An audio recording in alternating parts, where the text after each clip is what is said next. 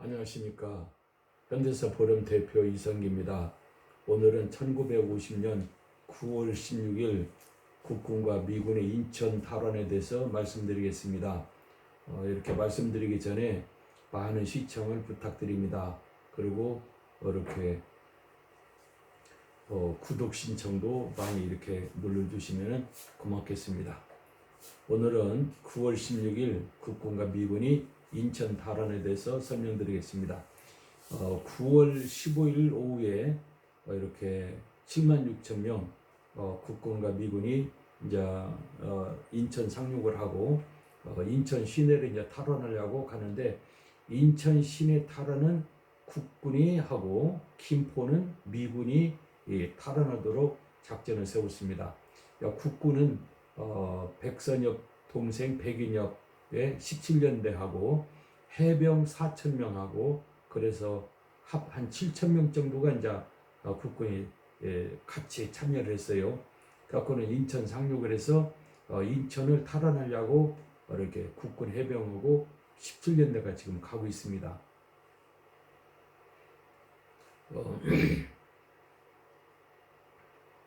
그런데 국군자 17년대하고 이렇게 해병대하고 이제 가는데, 이민군 전체 6대가 저항하려고 이제 온 거예요. 그런데 이제 17년대나 해병대가 3.5인치 로켓을 갖고 있기 때문에 이민군 전차 같은 것은 이제 문제가 아니죠. 그래서 이제 국군이 이민군 전차 6대를 공격해서 로켓포로 파괴하니까 이렇게 이민군은 더 이상 저항을 못하고 그냥 도망가 버렸죠. 그리고 김일성은 미군이 인천에 상륙했다는 소식을 듣고 깜짝 놀랐어요. 대개들 6.25 때도 같은 동지인데 이민군이 남침하겠느냐, 그럴 리는 없을 거다 했는데 이민군은 남침을 했어요.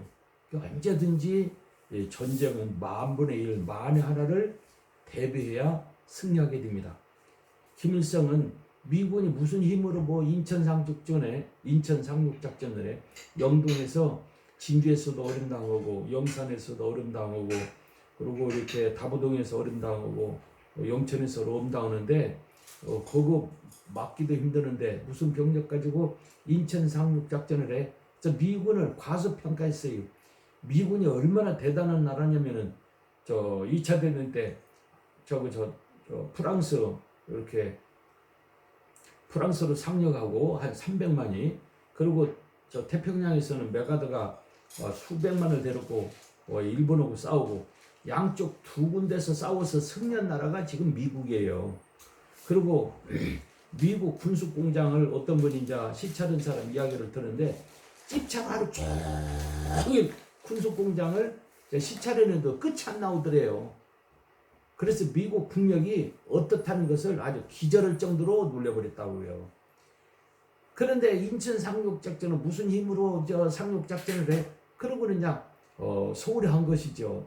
너무나도 인천 방해돼서 소홀히 해가지고 미군이 그냥 딱 상륙을 해버린 거죠. 그러니까 김일성이 깜짝 놀라서 최웅건이라고 우리노로 말하면 국방장관이죠. 최웅건을 서해지구 방어사령관이 임명하고, 그리고 김천으로 이동 명령을 내린 인민군 18사단이 있어요. 18사단 22연대를 빨리 천안과 수원을 거쳐서 안양을 거쳐서 부평에서 이제 국군하고 미군을 막으라 이제 명령 내렸어요.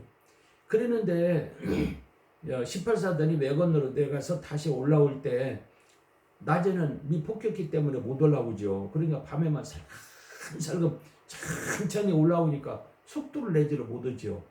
그래가지고 이제 외곽나로 갔던 이민군 18사단하고 전차부대가 밤에만 이렇게 이용해서 올라오는 거죠. 그리고 이제 107보병 이민군 107보병연대가 있는데, 107보병연대는 비행장을 김포 비행장을 방어라 그랬는데, 그리고 70년대는 직지 서울을 방어라 그랬어요. 그러는데 107보병연대나 70년대 같은 것은 76,000명이 지금 막 상륙하고 있기 때문에 이건 싸움이 안 되는 것이죠. 그래가지고 미군이 이제 어, 어, 자, 김포공항을 이제 공격을 했죠. 그리고 이제 김일성은 이렇게 낙동강에서 싸우는 인민군한테는 극비에 붙이라. 그래서 인민군들은 미군이 인천 상륙 작전한 것은 이제 모르는 거죠. 그리고 이제 9월 17일 미 이제 10분단 이제 김포를 이제 공격해서 탈환했죠.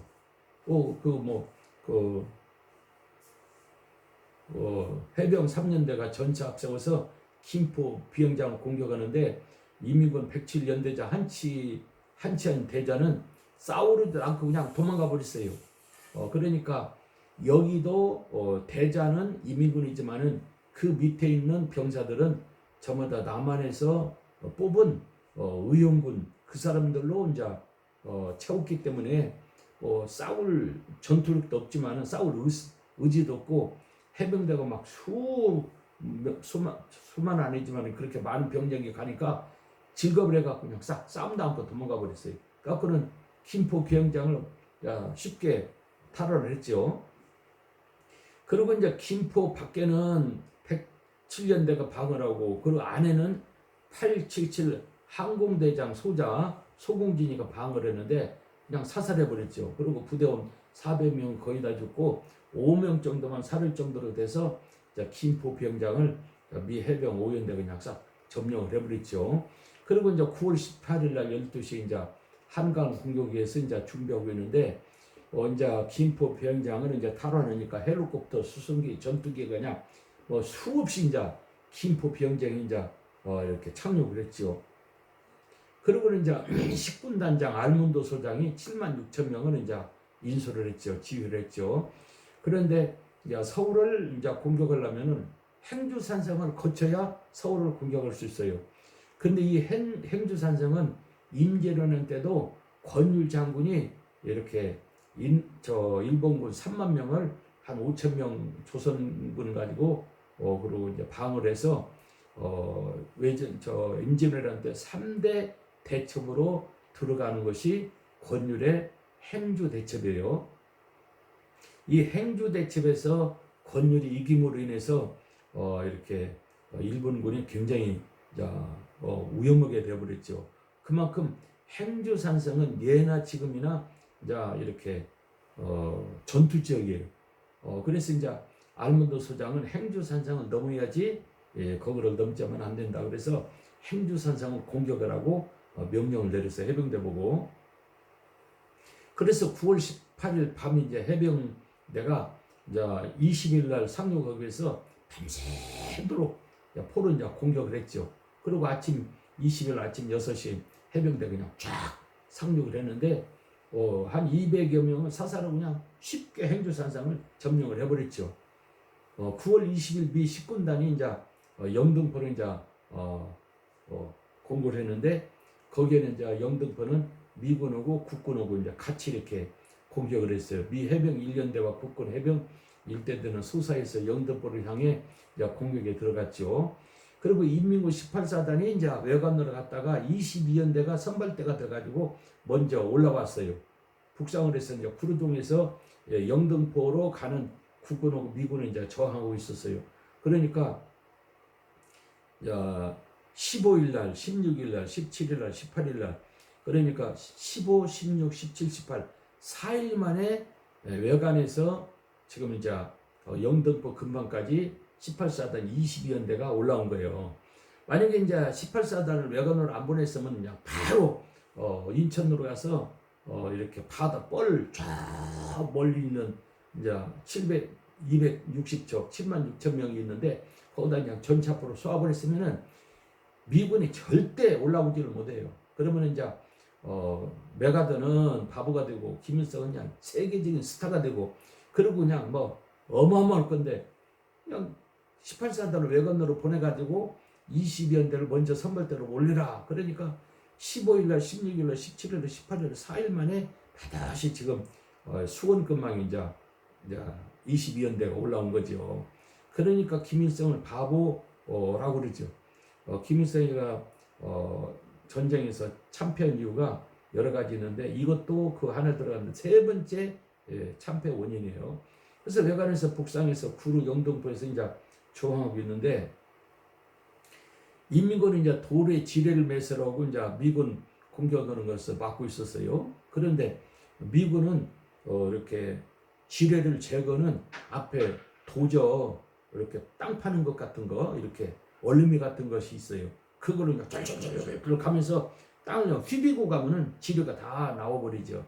그리고는 이제 뭐 그냥 줄줄줄 가서 지뢰를 제거하고 가면서 공격하니까 시체 한 3,300명 정도 죽으니까 20여 대가 구로군방에서 그냥 저항하다가 싹 다 도망가 버리고, 전차로 공격하더라도 이제 바주카 로켓 토보가 있기 때문에 그냥 순식간에 다 앞에서 얼쩡거리면 공격하기 때문에 인민군이 도저히 미군이 이제 방어할 수가 없죠. 인민군 구사단 87년 되는 김천에서 열차를 타고 밤에 이동할 90일 영등포에 도착하여 21일 영등포 쪽에서 전차 5대를 앞세워서 국군을 저지하려고 그랬어요. 그래 미 해병 포병대가 1800발을 공격하면서 로켓토포로 공격하니까 전차 3대가 5대 중에서 전차 3대가 폭파돼 버리니까 그냥 싹 도망가 버렸어요.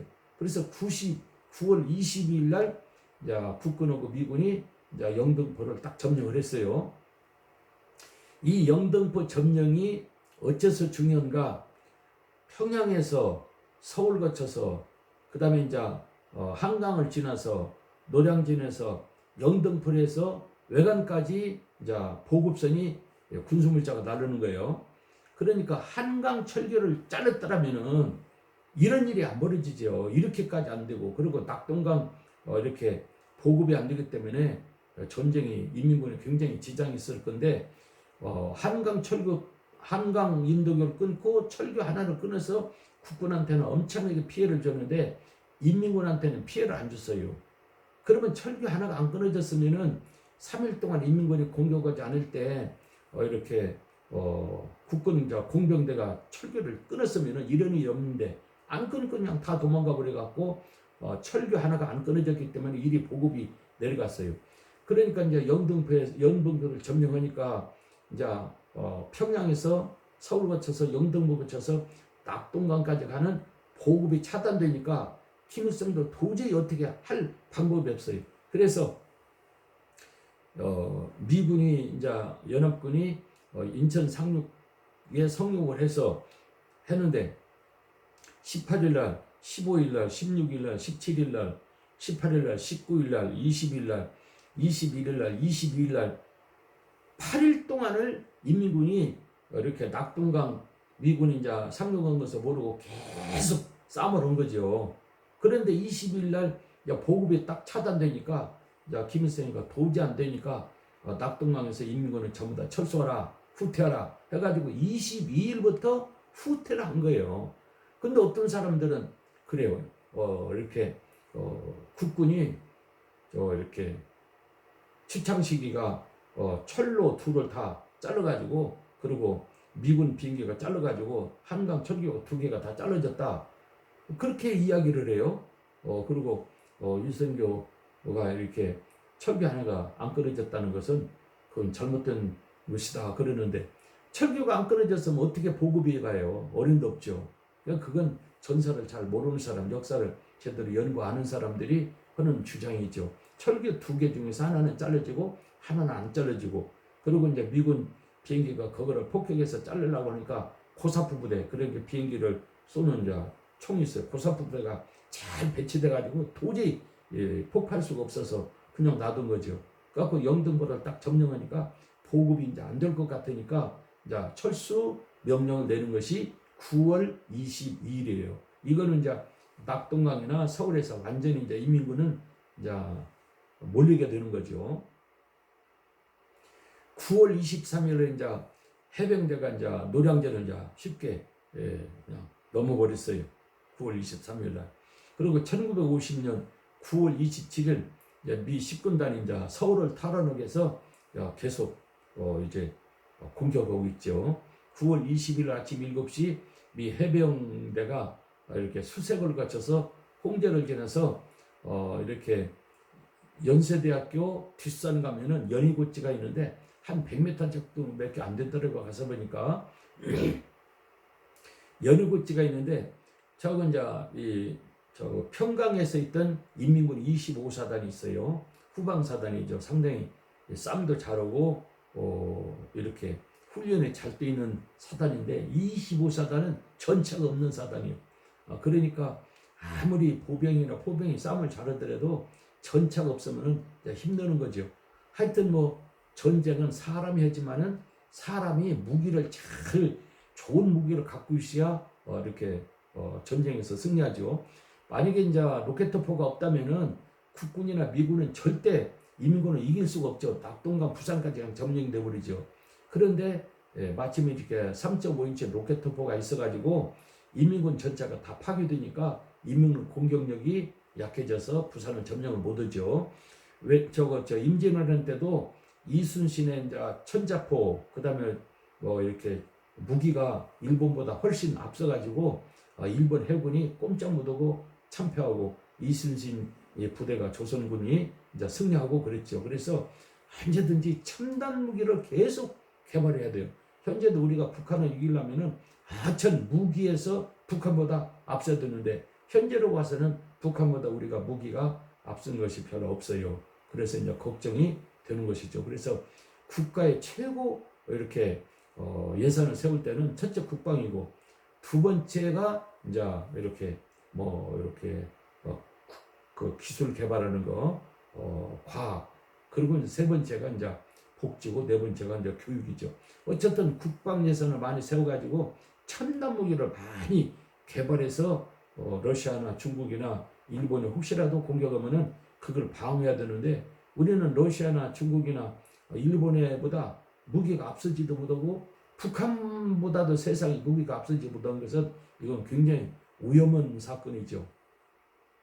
그래서 이제 인민군 25사단이 평강에서 막 이제 순식간에 내려와서 연구지에서 이제 국군하고 이제 미군을 이제 방어하고 있는 거죠. 한 100고지밖에 안 되는데 높지 않은데도 그게 굉장히 올라가는데 허무더라고요 보니까. 그래갖고 9월 20일 새벽부터 이제 싸움이 벌어졌어요. 그래가지고 이제 100고지를 이제 고기는 해병대가 공격에다가 한 600명이 죽어서 더 이상 공격을 못하다가 다시 고지를 이제 사수했죠. 그리고 이제 9월 23일 날 미 해병대가 이제 그 고지를 하루 종일 또 인민군이 다시 탈환했는데 미 해병대가 다시 이제 올라가서 이제 하루 종일 투해가지고 이제 23일 날 다시 그거를 점령했죠. 그래서 6.25 때 연희고지가 굉장히 치열한 싸움을 하고 양쪽 군이 많이 죽은 장소죠.